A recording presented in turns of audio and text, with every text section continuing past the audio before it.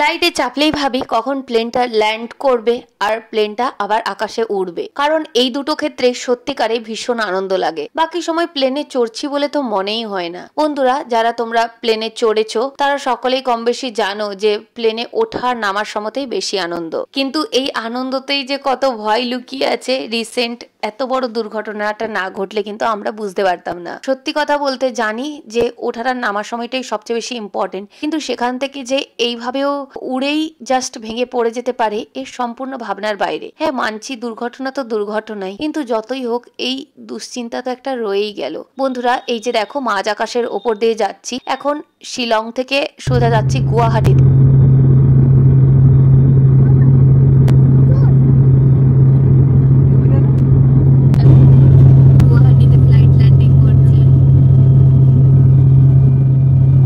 কর্মসূত্রে বিমানে চললে আলাদা, তখনও তো আনন্দ করা যায় না, কিন্তু যদি ঘুরতে যাওয়ার জন্য হয় তখন সেই ফ্লাইটই চুজ করি যেখানে বেশিবার নামা ওঠার ব্যাপার আছে, মানে বেশি স্টপ আছে। এক্ষেত্রেও সেটাই চুজ করে নিয়েছিলাম। নন স্টপ ফ্লাইটের থেকে 2 স্টপ ফ্লাইটই চুজ করেছিলাম, যাতে বারবার ওই ওঠা নামার আনন্দটা নিতে পারি। কিন্তু এখন দেখে সত্যিকারেই মনে হচ্ছে এই রিস্ক আর একদমই নেওয়া যাবে না। এখানে কত ঘর দেখতে পাওয়া যাচ্ছে,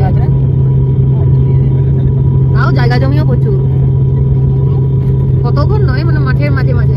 এই যে দেখো না এই ঘর। বন্ধুরা দেখো, একদমই মাঠঘাট কাছ থেকেই মনে হচ্ছে দেখা যাচ্ছে। এরপরেই আমরা গুয়াহাটিতে ল্যান্ড করে যাচ্ছি। আর এমনিতেও বিমানে বহুবার চড়েছি, কিন্তু কখনো এরকম ভয় হয়নি। এইবারেও সেই জন্য আমরা খুবই আনন্দ করে নিচ্ছি। কিন্তু এর পরের বার থেকে চড়তে গেলে একটা তো মাথায় চলবেই। যতই হোক আমরা তো মানুষ, যখন যেটা দেখি সেটা মাথায় গেঁথে যায়। কি বলো বন্ধুরা, তোমাদের এ বিষয়ে কি মতামত অবশ্যই কমেন্টে লিখতে পারো। এই ভিডিওতে বন্ধুরা এটাও দেখাবো যে প্লেনটা ঠিক কিভাবে ল্যান্ড করছে এবং আবার কিভাবে টেক অফ করছে, সবটাই তোমাদের সাথে শেয়ার করতে থাকছি। ভালো লাগলে একটি লাইক করে দিও। পাহাড় দেখা যাচ্ছে গুয়াহাটি।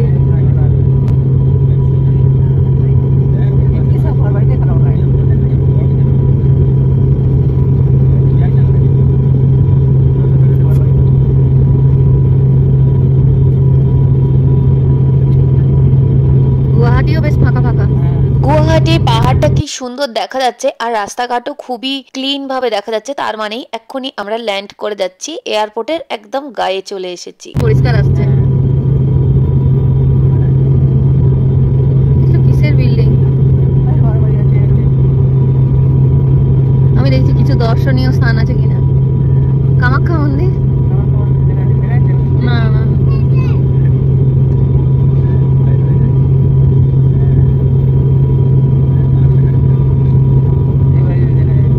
না না, চলে এলাম আর কি। দেখা, এই তো গুয়াহাটি এয়ারপোর্টের রাস্তা।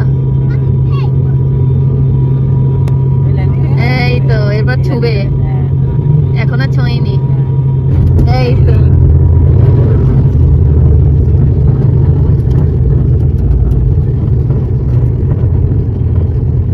ওইখানে দুটো প্লেন দাঁড়িয়ে আছে, দেখো কাকু, ওগুলো যুদ্ধ বিমানের মতো। ইয়ে পুলিশের ওই যে পরপর সাজানো আছে 3টা।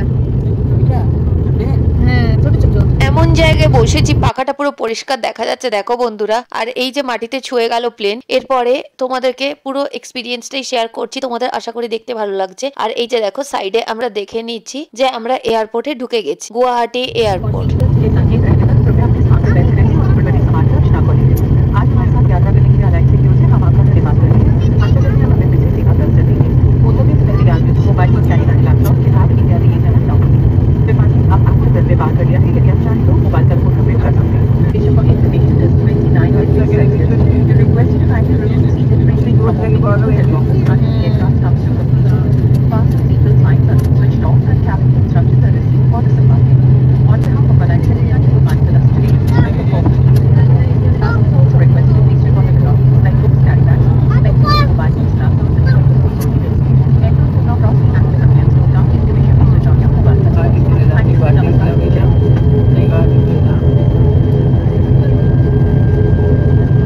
গুয়াহাটি থেকে শিলং বেশি দূর না।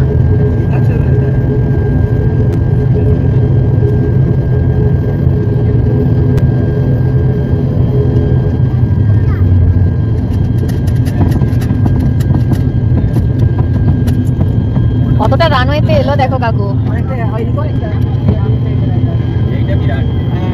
বিরাট এয়ারপোর্ট। গুয়াহাটির এই এয়ারপোর্টটা দেখো বন্ধুরা, অনেকটাই বড়, রানওয়েটাও বেশ বড়। কতক্ষণ ধরে আমরা প্লেনের মধ্যে থেকে মানে প্লেনটা দৌড়চ্ছে, আর এখন এয়ারপোর্ট গেটে যেখানে প্যাসেঞ্জাররা ওঠে সেই দিকের গেটের দিকে এগোচ্ছে। এবার ছাড়বে না কলকাতা। এয়ারপোর্টে যেটা মেইন জায়গা সেখানে চলে এলো ঘুরে ঘুরে ফ্লাইটটা। আর এই যে দেখো পাশটা কি সুন্দর লাগছে, এখানে এখন অনেকেই ওঠানামা করবে। আমরা যেহেতু এখান থেকে পুরোপুরি কলকাতা যাচ্ছি, আমরা আর এই ফ্লাইট থেকে নামবো না, এই ফ্লাইটই এখনই ছেড়ে দেবে। আর যতক্ষণ বসে আছি তোমাদের সাথে সম্পূর্ণটা শেয়ার করছি। আশেপাশে এখানে দাঁড়িয়ে থাকলে এত যে ফ্লাইট থাকে সেগুলো দেখতেও খুবই ভালো লাগে। এখন আপাতত আমরা গুয়াহাটি এয়ারপোর্টে প্লেনের মধ্যেই বসে আছি। গুয়াহাটি এয়ারপোর্টের নাম লোকপ্রিয় গোপীনাথ বরদলৈ ইন্টারন্যাশনাল এয়ারপোর্ট বা গুয়াহাটি এয়ারপোর্ট নামেও পরিচিত। এটি হলো ইন্টারন্যাশনাল এয়ারপোর্ট, প্রচুর ফ্লাইটের ওঠানামা হয়। আর এই যে দেখো গ্রাউন্ড লেভেলের যারা এয়ারপোর্টের স্টাফ, ওনারা এখানে ঘোরাঘুরি করছে। কোচন কই বাবা, নাচ হলো আবার গান। এইবারে আমরা এয়ার এশিয়া ফ্লাইটে ফ্লাই করছি। এই যে এখানে সিটে বসে আছি। অপেক্ষাকৃত এয়ার এশিয়ার ফ্লাইটটা একটু ছোট মনে হচ্ছে অন্যান্য ফ্লাইটের থেকে। এর আগে ইন্ডিগো, গো এয়ার, এয়ার ইন্ডিয়া যা যা ফ্লাইট আছে সবগুলোতেই চেপেছি, এটা বেশ ছোট্ট লাগছে। স্পাইস জেটও অনেক ছোট ফ্লাইট। আর বন্ধুরা দেখো পাশে ওই যে এয়ারপোর্টের বাসগুলো ঘোরাঘুরি করছে, এগুলোও দেখতে ভারী সুন্দর লাগছে, তোমরাও দেখে নাও। হয়তো অন্য কোনো ফ্লাইট আসবে বা পাশে দাঁড়িয়ে আছে, দেখা যাচ্ছে না সেই ফ্লাইটকে, সেইটার জন্য বাস এখানে ঘোরাঘুরি করছে। পুরো যাত্রী বোঝাই বাস, আবার এখানে সবাইকে নামিয়ে দিয়ে আবার ওই বাস চলে যাবে। কত সেফটি সিকিউরিটি কনসার্ন অনুযায়ী এই যে এখানে সমস্ত কিছু চেক আপ করে তারপর ফ্লাইটকে ছাড়া হয়। তারপরেও যখন এত বড় বিপর্যয় বিপদ ঘটে যায়, তখন সত্যিকারেই প্রচন্ড ভয় আতঙ্ক সবকিছুরই সৃষ্টি হয়। এই যে রিসেন্ট যে বিমান দুর্ঘটনা হলো, হয়তো ওটা দুর্ঘটনা সারা জীবনে এই একবারই হয়ে গেল, আর আশা করি কোনোদিন হবে না। ছাড়েনি এখনো। এয়ারপোর্ট মানে মেন শহর থেকে একটু দূরেই হয়। গুয়াহাটি এয়ারপোর্টও তাই। গুয়াহাটির যে মেন সিটি সেখান থেকে 28 কিলোমিটার মতো দূরে হচ্ছে এই এয়ারপোর্ট। এখানে এই ফ্লাইট দাঁড়িয়ে আছে, বেসিক্যালি যাত্রীর ওঠানামা হচ্ছে। অনেকে আছেন যারা গুয়াহাটি থেকে ডাইরেক্ট কলকাতায় যাবেন, ওনারাও উঠছেন। অনেকে আবার গুয়াহাটিতেই নেমে গেলেন যারা শিলং থেকে চেপেছিলেন, এই জন্য অনেকে যাত্রী ওঠানামা করছেন। বন্ধুরা দেখো ওই যে দূরে একটা ফ্লাইট, ওটা নেমে গিয়েছে, ল্যান্ড করে গিয়েছে, ওই যে রানওয়েতে ঘোরাঘুরি করছে। বন্ধুরা দেখো ওই জন্য এয়ারপোর্টের যারা গ্রাউন্ড লেভেলের স্টাফ, ওনারা অধীর আগ্রহে ওয়েট করছে। নিশ্চয়ই তাই, অবশ্যই। কি বিশাল এই গুয়াহাটি এয়ারপোর্ট অনেক দিনেরই পুরনো, 67 বছর আগে তৈরি হয়েছিল 1958 সালে। আর এখনো খুবই ভালো মেনটেনেন্সের জন্য অনেক সুনাম রয়েছে। অনেক বড় এয়ারপোর্ট আর অনেক পুরনো, সাথে মেনটেনেন্সও এখানে ভীষণ ভালো। আর বন্ধুরা দেখো ওই যে ফ্লাইটটা নামলো, ওই ফ্লাইটটা এপাশে এগিয়ে আসছে। আর এই যে যারা এয়ারপোর্ট অথরিটির যারা আছেন, ওনারা সমস্ত কিছু রেডি করছেন। একটা ফ্লাইট আসা মানে যাত্রীদেরকে সুরক্ষিত করে নামানো, তার সাথে জিনিসপত্র সঠিকভাবে নামানো।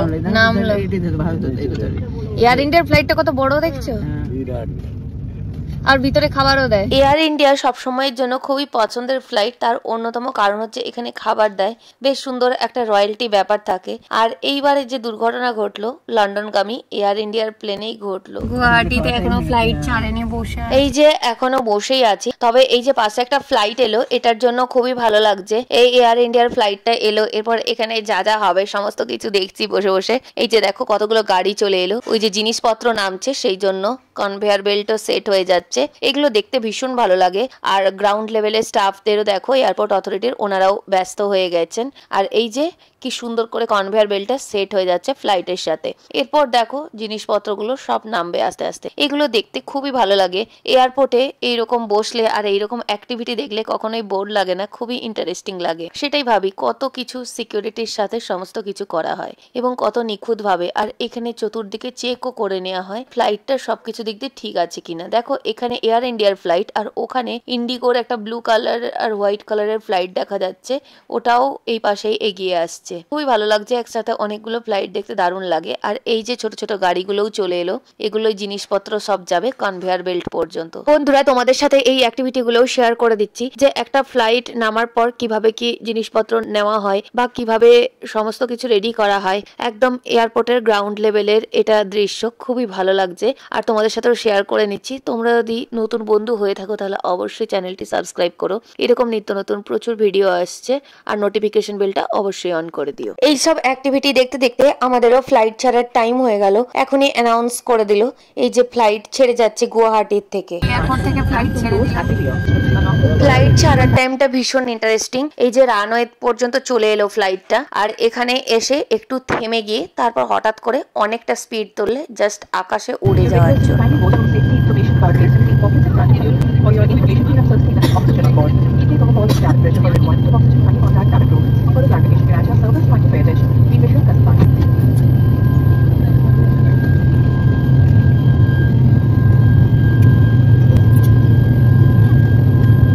বন্ধুরা দেখো, রানওয়ের অনেকটা এসে ফ্লাইটটা প্রায় থেমে যায়, এরপর হঠাৎ করে খুব স্পিডে একদম আকাশে উড়ে যাওয়া হবে। এই জিনিসটা পুরোপুরি তোমাদের সাথে শেয়ার করতে থাকছি, ক্যামেরা অন রইল, তোমরাও দেখতে থাকো, খুবই ইন্টারেস্টিং লাগে এই সময়টা।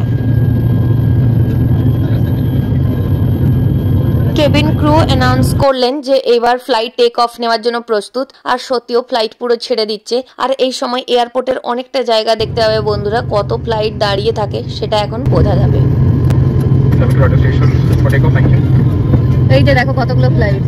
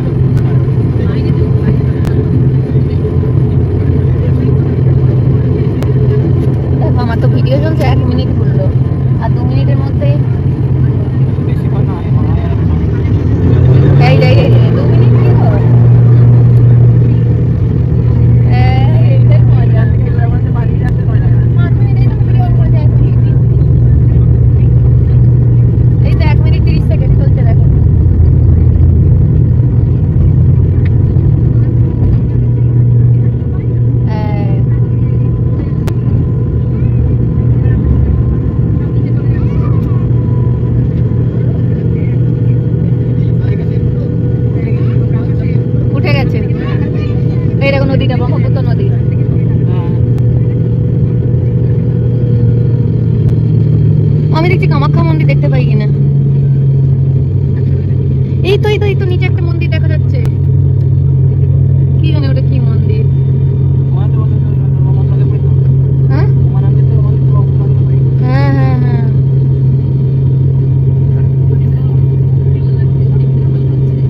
এবার একটু মাথাটা ব্যথা ব্যথা করছে।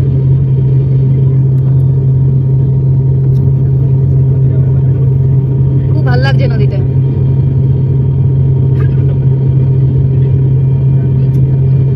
এই দেখো মনে হচ্ছে নদীর উপরেই পড়বে।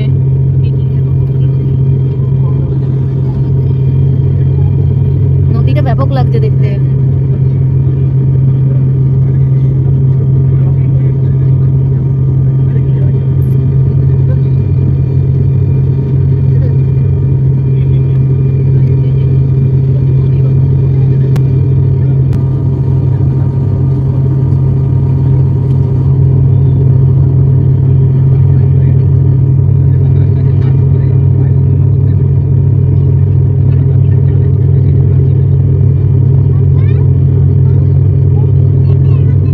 দেখতেই পাচ্ছ টেক অফ করে ফ্লাইট পুরো অনেকটা উপরে উঠে গিয়েছে, এরপর নদীও আবঝা হয়ে আসছে। তোমাদের ব্রহ্মপুত্র নদীটা দেখে কেমন লাগলো অবশ্যই জানিও, আর ভিডিওটিও কেমন লাগলো সেটিও লিখে অবশ্যই জানিও। আর যদি এখনো লাইক না দিয়ে থাকো তাহলে অবশ্যই একটি লাইক দিয়ে দিও।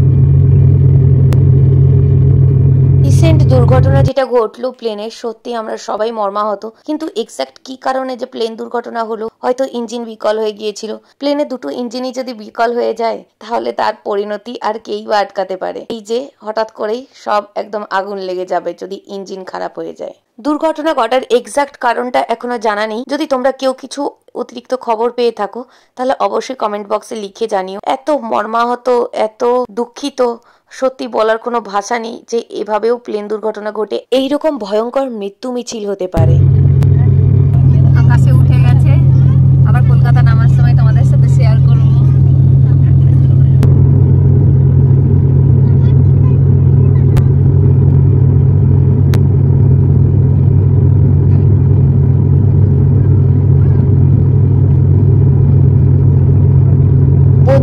এরপর কলকাতা এয়ারপোর্টের দিকে এগিয়ে যাচ্ছি। এইরকম আকাশে উঠলে তো কিছুই দেখার নেই, শুধু মেঘ আর আকাশ। আর এই সময়ে সাধারণত অনেকটা বেশি সেফ থাকা যায়, এই সময়ে ভয়ভ্রান্তিটা কম। মেনলি টেক অফ আর ল্যান্ডিং এর সময় মেন ভয়টা। বন্ধুরা আজকে এই পর্যন্তই। আর এরপর কলকাতা এয়ারপোর্টে নেমে গিয়েছি, সেই ভিডিওটা তোমাদের সাথে শেয়ার করেছি। যদি না দেখে থাকো আমি ডিসক্রিপশন বক্সে লিংক দিয়ে দেবো, গিয়ে দেখে নিও। সবাই খুব ভালো থেকো, খুব সেফ থেকো। Life is very very unpredictable. সবাই হ্যাপি থেকো। আবার দেখা হচ্ছে অন্য কোনো জায়গায় তোমাদের সাথে খুব তাড়াতাড়ি। চলো বাই বাই।